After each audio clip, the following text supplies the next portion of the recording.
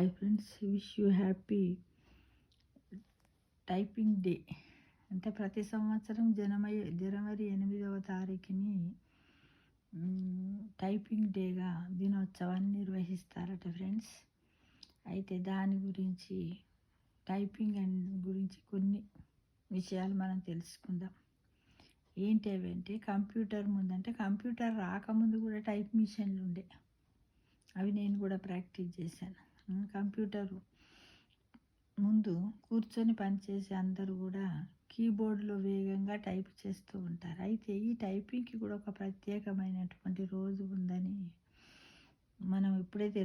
నేనైతే ఇప్పుడే తెలుసుకుంటున్నాను. ఈ సందర్భంగా మనం తరచుగా ఉపయోగించే కీబోర్డు గురించి, చేసే టైపింగ్ గురించి కొన్ని ఆసక్తికరమైనటువంటి విషయాలను మనము తెలుసుకుందాం. ఎందుకంటే అప్పట్లో ఉన్న టైప్ మిషన్కి ఇప్పుడు ఉన్నటువంటి కంప్యూటర్ తేడా ఉంది. టాయిలెట్ సీటుపై కన్నా కీబోర్డ్ పైనే ఎక్కువ జర్మ్స్ ఉంటాయట. టాయిలెట్ అంటే వాష్రూమ్లో ఉన్నటువంటి టాయిలెట్ దానికంటే కీబోర్డ్ ఉంటుంది కదా, దానిపైనే జర్మ్స్ ఉంటాయంట. అంటే ఇన్ఫెక్షన్స్కి సంబంధించినటువంటి. క్యూవర్టీ కీబోర్డులో ఎడమ చేతిని మాత్రమే ఉపయోగించి టైపు చేయగల పదాల్లో స్టేవార్డెసెస్ అతిపెద్దదట. కుడి చేతితో అయితే పాలీపోనీ అట. మన టైపింగ్లో 56% ఎడమ చేతినే ఉపయోగిస్తామట ఫ్రెండ్స్.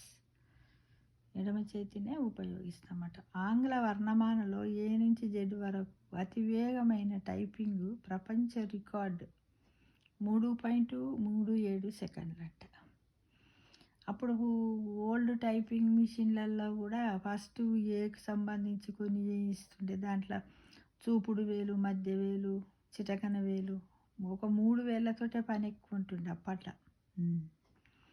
అయితే అతివేగంగా టైపింగ్ ప్రపంచ రికార్డ్ అట 3 నిమిషాల 37 సెకండ్లట.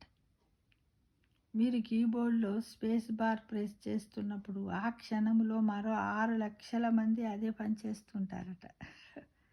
ఇప్పుడు ఈ మధ్యకాలంలో ఎక్కువైంది కదా. QWERTY కీబోర్డులో టైప్ రైటర్ అనే పదాన్ని టైపు చేయాలంటే పై వరుస కీలు సరిపోతాయట. అంటే ఇప్పుడు 2 చేతులు పెట్టి టప చేస్తారు కీలు. ఇప్పుడు ఏళ్ళు ఉంటాయి కదా, వేళ్ళలో ఉన్నట్టు ఈ కీస్ ఉంటాయి కదా, అవి సరిపోతాయని చెబుతున్నారు. ఇవి కొంతవరకే నేను సేకరించాను ఫ్రెండ్స్, ఇంతకంటే ఎక్కువ ఇంకా ముందు తెలుసుకుందాం. Wish you happy typing day to every one.